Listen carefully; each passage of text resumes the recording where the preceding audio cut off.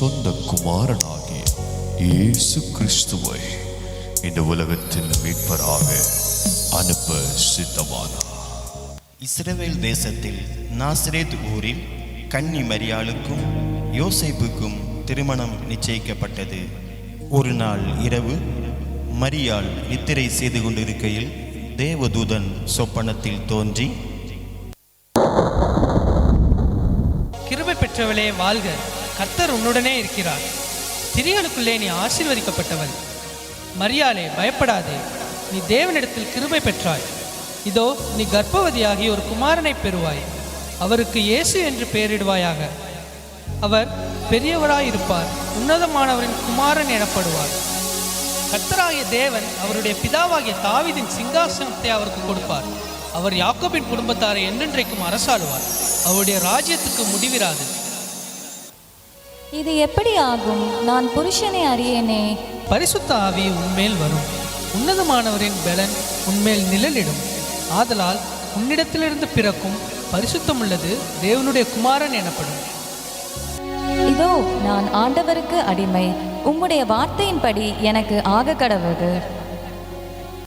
தனக்கு நியமிக்கப்பட்ட மரியாள் கர்ப்பவதியாய் இருப்பதை யோசேப்பு அறிந்தான். ஆனால் யோசேப்பு நீதிமானாய் இருந்து அவளை அவமானப்படுத்த மனதில்லாமல் இரகசியமாய் அவளை தள்ளிவிட யோசனையாய் இருந்தான். அன்று இரவு தேவதூதன் யோசேப்புக்கு சொப்பனத்தில் தோன்றி, தாவீதின் குமாரனாகிய யோசேப்பே, உன் மனைவியாகிய மரியாளை சேர்த்து கொள்ள ஐயப்படாதே. அவளிடத்தில் உற்பத்தியாயிருக்கிறது பரிசுத்த ஆவியினால் உண்டானது. அவள் ஒரு குமாரனை பெறுவாள், அவருக்கு இயேசு என்று பெயரிடுவாயாக. ஏனெனில் அவர் தமது ஜனங்களின் பாவங்களை நீக்கி அவர்களை இரட்சிப்பார்.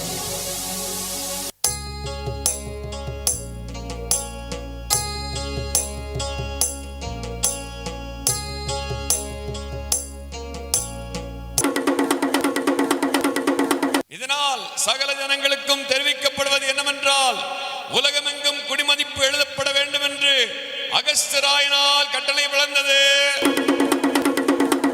எனவே அவரவர் தங்கள் தங்கள் ஊருக்கு சென்று குடிமதிப்பு எழுதும்படி கேட்டுக்கொள்ளப்படுகிறது. யோசேப்பு தான் தாவீதின் வம்சத்தானும் குடும்பத்தானுமாய் இருந்தபடியினாலே தனக்கு மனைவியாக நியமிக்கப்பட்டிருந்த கர்ப்பவதியான மரியாளுடனே குடிமதிப்பு எழுதும்படி தாவீதின் ஊருக்கு சென்றார்கள். மரியாளுக்கு பிரசவ காலம் நேரிட்டது. சத்திரத்தில் போய் இடம் தேடினார்கள். ஐயா, என் மனைவி பிரசவ வலியால் வேதனைப்படுகிறாள், உங்கள் சத்திரத்தில் இடம் இருக்கிறதா? இல்லை ஐயா.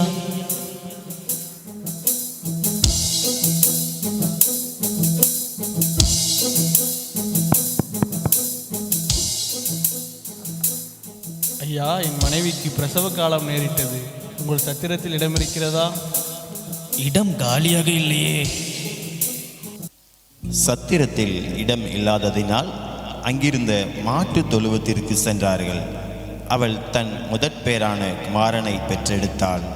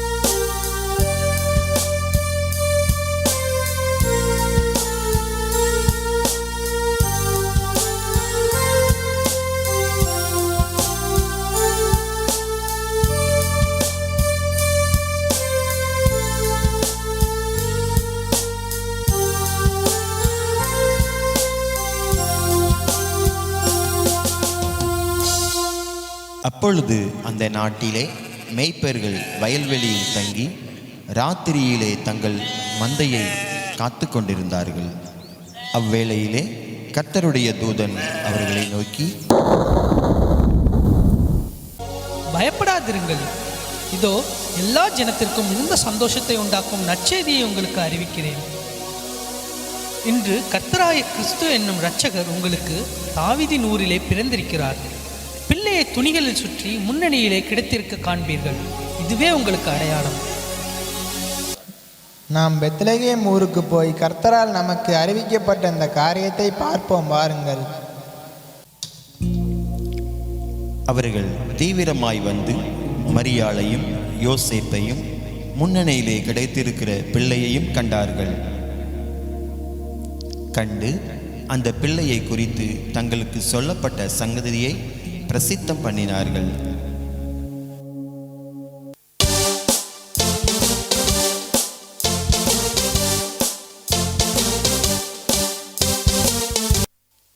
பெத்லகேமிலே இயேசு பிறந்த பொழுது கிழக்கிலிருந்து சாஸ்திரிகள் அக்குழந்தையை குறித்து விசாரிக்க எருசலேமில் உள்ள ஏரோது ராஜாவின் அரண்மனைக்கு வருகிறார்கள்.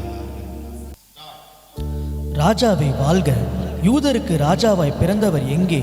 கிழக்கிலே அவருடைய நட்சத்திரத்தை கண்டு பணிந்து கொள்ளும்படி வந்தோம். என்னது, யூதருக்கு ராஜாவா? பிரதான ஆசாரியரே, வேதபாரகரே, எல்லாரும் இங்கு வாருங்கள், நான் விசாரிக்கிறேன். கிறிஸ்துவானவர் எங்கே பிறப்பார் என்று எழுதியிருக்கிறது, பார்த்து சொல்லுங்கள் எனக்கு. யூதயா தேசத்தில் உள்ள பெத்லகேமில் பிறப்பார் என்று எழுதியிருக்கிறது மன்னா. அப்படியா? நீங்கள் போய் பிள்ளையை குறித்து திட்டமாய் விசாரியுங்கள்.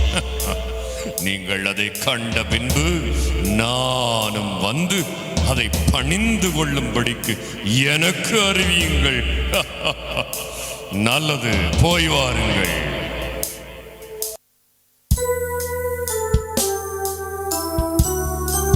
பிள்ளையை காண சாஸ்திரிகள் செல்கிறார்கள். அவர்கள் கிழக்கிலே கண்ட நட்சத்திரம் பிள்ளை இருக்கும் இடம் வரைக்கும் அவர்களுக்கு முன் சென்றது. அவர்கள் அந்த வீட்டுக்குள் பிரவேசித்து பிள்ளையையும் அதன் தாயாகிய மரியாளையும் கண்டு சாஷ்டாங்கமாய் விழுந்து அதை பணிந்து கொண்டு தங்கள் பொக்கிஷங்களை திறந்து பொன்னையும் தூபவர்க்கத்தையும் வெள்ளை போலத்தையும் அதற்கு காணிக்கையாக வைத்தார்கள்.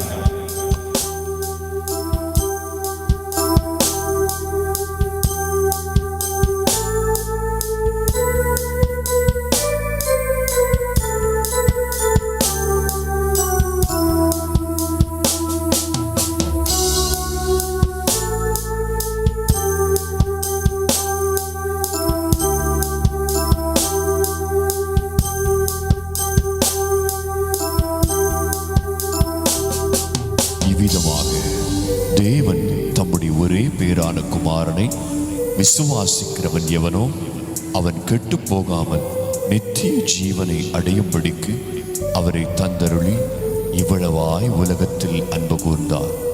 அருமை தேவனுடைய பிள்ளைகளே, இந்த அருமையான காட்சியை கண்டு இன்புறுவது மாத்திரமல்ல, உங்கள் வாழ்க்கையை மாற்ற வந்த கர்த்தராகிய இயேசு கிறிஸ்துவுக்கு உங்கள் வாழ்க்கையை அர்ப்பணியுங்கள்.